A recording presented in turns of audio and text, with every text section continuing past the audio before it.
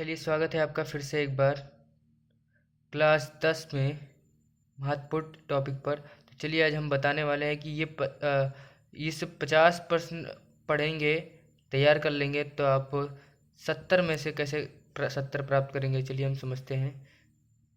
सबसे पहले यहाँ पर देखिए, मात्र कितना टॉपिक याद करना है? मात्र 50 टॉपिक पढ़ना है। सिर्फ मात्र 50 टॉपिक पढ़ना है, आपको तैयार करना है, ठीक है। और उससे पहले आपको पीडीएफ अगर चाहिए आपको बिल्कुल फ्री, तो सबसे पहले आप 5 के लाइक आपको करवानी पड़ेगी, तब को आपको पीडीएफ फ्री मिलेगा, ठीक है। पीडीएफ हम प्रोवाइड करवा लेंगे। तो उससे पहले हमें समझना ये है कि कौन से पात्र टॉपिक होते हैं जो हम क्लास 10 के साइंस में पढ़ेंगे, जिससे हमारा 70 में से 70 नंबर पक्का आए। बिल्कुल 100% गारंटी के साथ कहते हैं कि अगर आप ये 50 टॉपिक पढ़ लेंगे तो आप हाई स्कूल में 70 में से 70 नंबर पा सकेंगे और आपका 30 नंबर प्रैक्टिकल मिलेगा, यानी 100 में से 100 आपका नंबर आ जाएगा। लेकिन उससे पहले चलिए हम देखते हैं कि कौन से टॉपिक होते हैं। सबसे पहला टॉपिक है हमारा संयोजन तथा वियोजन अभिक्रिया। वेरी मोस्ट इम्पोर्टेंट है, वेरी मोस्ट इम्पोर्टेंट है। ये आपको तैयार ही करना है। पूछेगा संयोजन तथा वियोजन अभिक्रिया, ठीक है। ये आपका 4 नंबर का पूछेगा, 4 नंबर का। तो ये आपको रेडी करना है, ठीक है। अगला क्या है? ऊष्माक्षेपी तथा ऊष्माशोषी अभिक्रिया। क्या पूछा है? ऊष्माक्षेपी तथा ऊष्माशोषी अभिक्रिया। इसमें क्या है? इसमें आपका पूछा जाएगा अंतर। क्या पूछा जाएगा? अंतर पूछा जाएगा। ये अंतर पूछा जाएगा कि बताइए ऊष्माक्षेपी तथा ऊष्माशोषी में कौन से अंतर होते हैं, ठीक है। चलिए अगला देखिए। अगला क्या है? रासायनिक समीकरण संतुलित करने की विधि। ये बहुत इंपॉर्टेंट है, क्योंकि अगर आपको रासायनिक समीकरण संतुलित करने की विधि नहीं आएगी तो आपको कैसे पता चलेगा कि कौन सा कितना है, ठीक है। और उसको तैयार करने से पहले सबसे पहले आपको प्रेडिक्टिव टेबल तैयार करना होगा, जिसमें 18 ग्रुप होते हैं, यानी P block element, S block element, F block element और डी ब्लॉक एलिमेंट आपको रेडी करना पड़ेगा, जिससे हमें पता चलेगा कौन सा धातु है, कौन सा उपधातु है, कौन सा अधातु है, ठीक है। और किसमें कितना चार्ज होता है ये पता चलेगा। इससे हम क्या करेंगे? रासायनिक समीकरण को संतुलित करने की विधि हमें पता चल जाएगी, ठीक है। चलिए अगला क्या है? अम्ल, क्षार तथा लवण की परिभाषा उदाहरण सहित, ठीक है। ये क्या है? आपका इम्पोर्टेंट है, वेरी इंपॉर्टेंट बोलेंगे इसको हम, वेरी इंपॉर्टेंट बोलेंगे। ये आपको आना ही चाहिए, ठीक है। ये तो आएगा ही आएगा, ठीक है। अगला क्या है? इसमें आपका अंतर पूछेगा, ठीक है। इसमें आपका अंतर पूछेगा, ये वाला ध्यान रखना, ठीक है। चलिए अगला क्या है? बेकिंग सोडा बनाने की विधि। ये इम्पोर्टेंट है,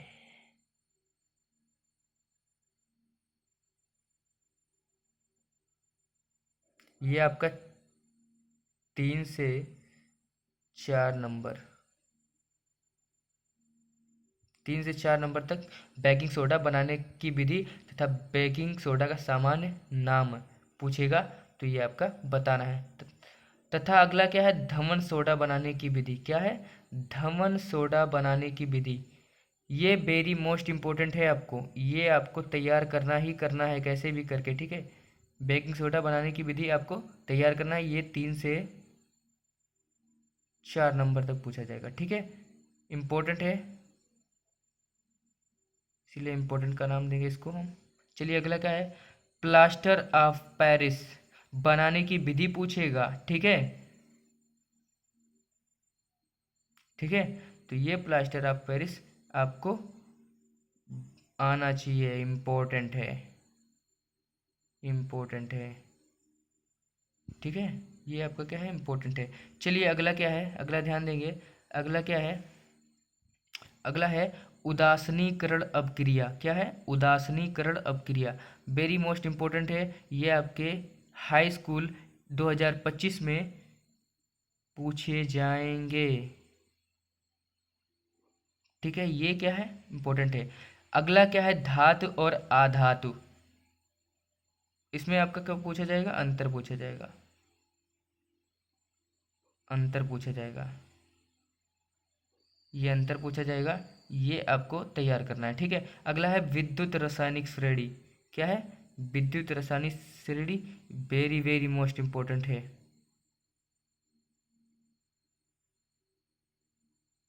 इसको आप तैयार करना ही तैयार करना है आपको, कैसे भी करके। ठीक है, अगला है संतृप्त तथा असंतृप्त। इसमें आपका पूछा जाएगा, अंतर पूछा जाएगा। क्या पूछा जाएगा, अंतर पूछा जाएगा। अगला है समजातीय श्रेणी।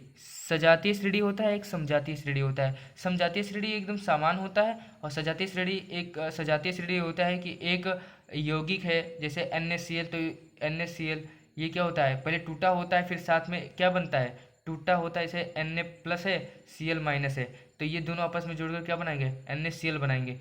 तो ये दोनों क्या बनाएंगे, एक यौगिक बना देंगे, तो उसे बोलते हैं सजातीय श्रेणी। ठीक है, ये आपको इम्पोर्टेंट है।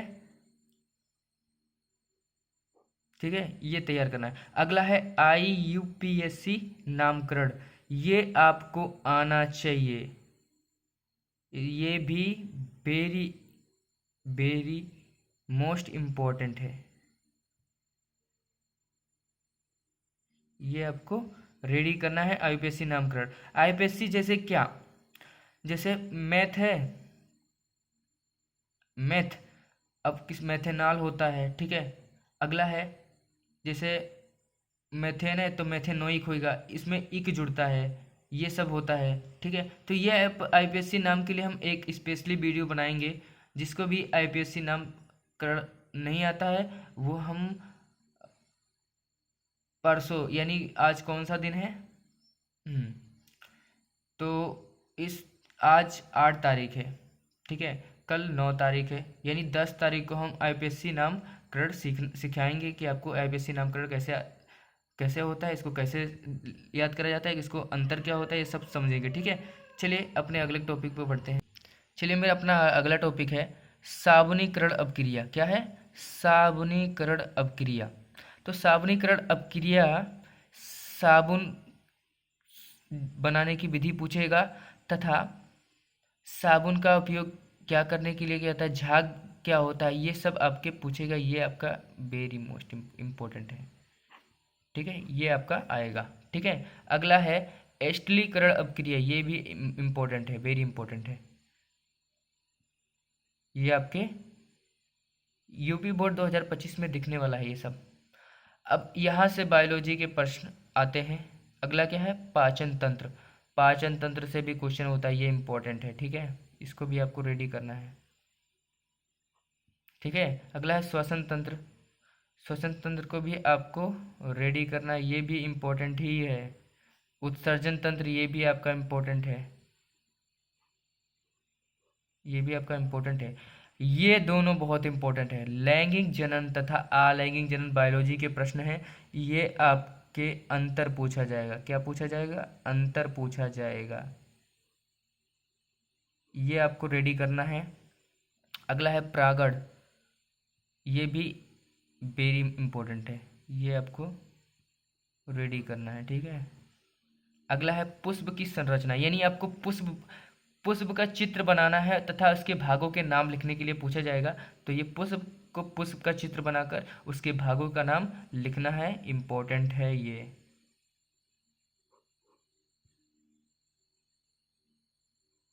ठीक है, अगला क्या है, अगला है नर तथा मादा जनन तंत्र। ये आपको लिखना है कैसे भी करके, और ये आपका 3 से 4 नंबर पूछा जाएगा। ठीक है, ये वाला। हाँ, DNA तथा RNA में अंतर पूछा जाएगा, अंतर पूछा जाएगा, वेरी वेरी इंपॉर्टेंट है।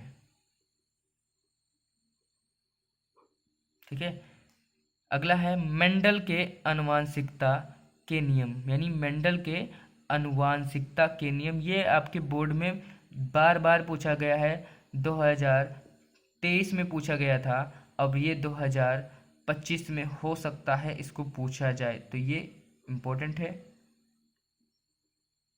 इसको याद करना है। अगला है लिंग निर्धारण की प्रक्रिया। लिंग निर्धारण की प्रक्रिया ये आपसे बोर्ड में ज़्यादा पूछा जाता है।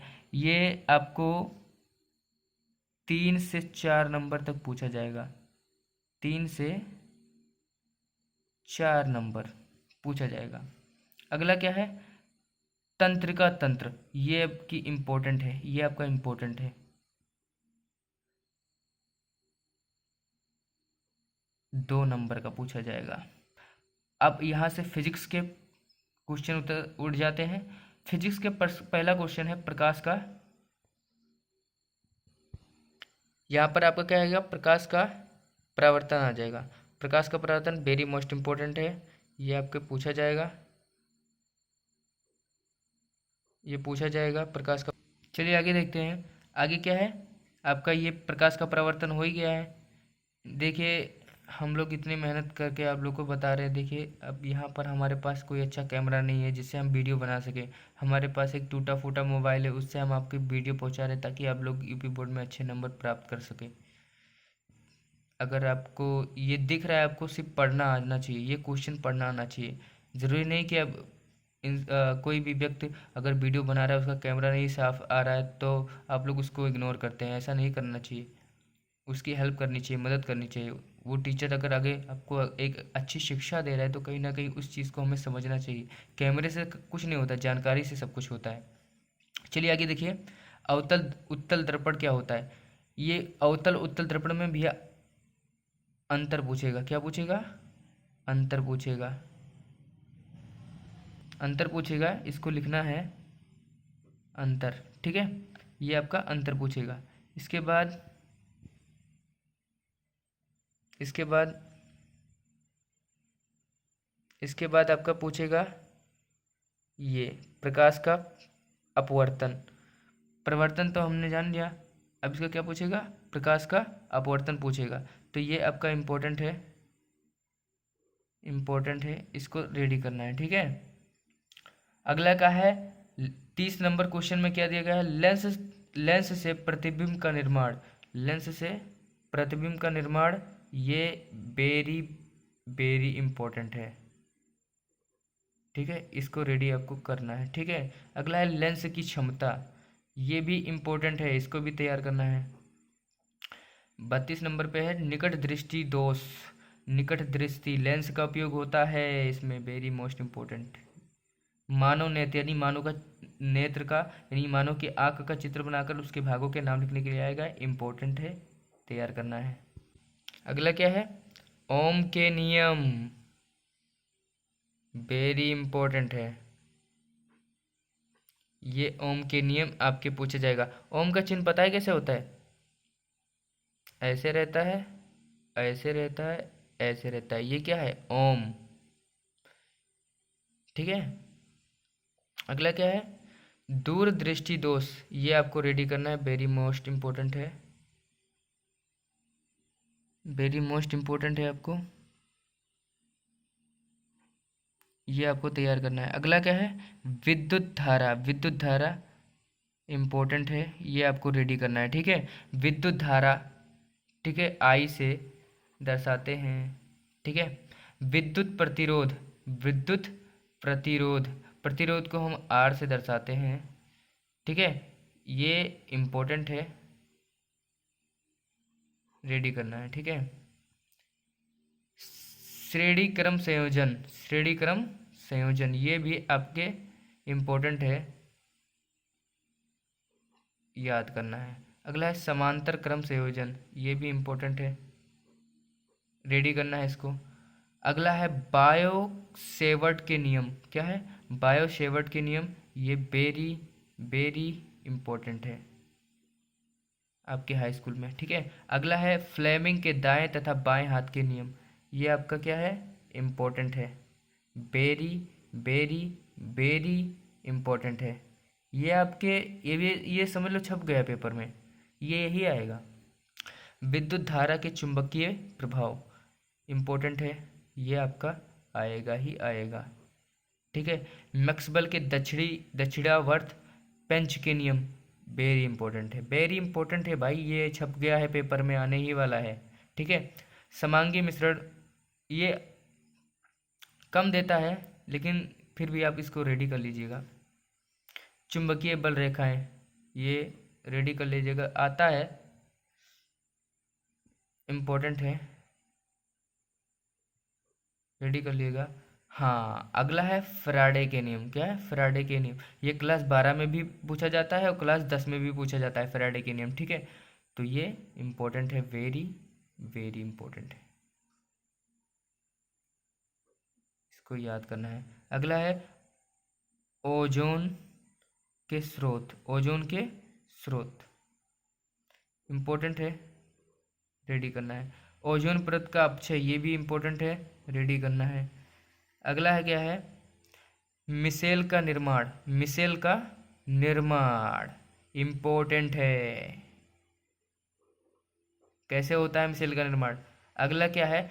इलेक्ट्रॉनिक विन्यास क्या होता है, कैसे समझते हैं, इलेक्ट्रॉनिक विन्यास कैसे निकालते हैं, ये आपको सीखना होगा। इसके लिए हम अलग से वीडियो बना देंगे आपके लिए, आप लोग कमेंट कीजिएगा, हम आप ज़रूर उस वीडियो को बनाएंगे। ये वेरी इंपॉर्टेंट है, पूछा जाएगा आपके बोर्ड में। ठीक है, उम्मीद करता हूँ आपको ये सब वीडियो अच्छी लगी। गाइस, इतनी मेहनत से हमने ये टॉपिक बनाए हैं, मात्र 50 टॉपिक है। इसी पूरे 50 टॉपिक को पढ़ लेंगे ना, तो आपको 70 में से 70 नंबर लाने से कोई रोक नहीं सकता, कोई भी नहीं रोक नहीं सकता। आपके हाई स्कूल में 70 में से 70 पक्का आएगा, ये सब पूरा रेडी करने के बाद आएगा। ठीक है, लेकिन उससे पहले ये मेरा छोटा सा टारगेट है, 5 के लाइक।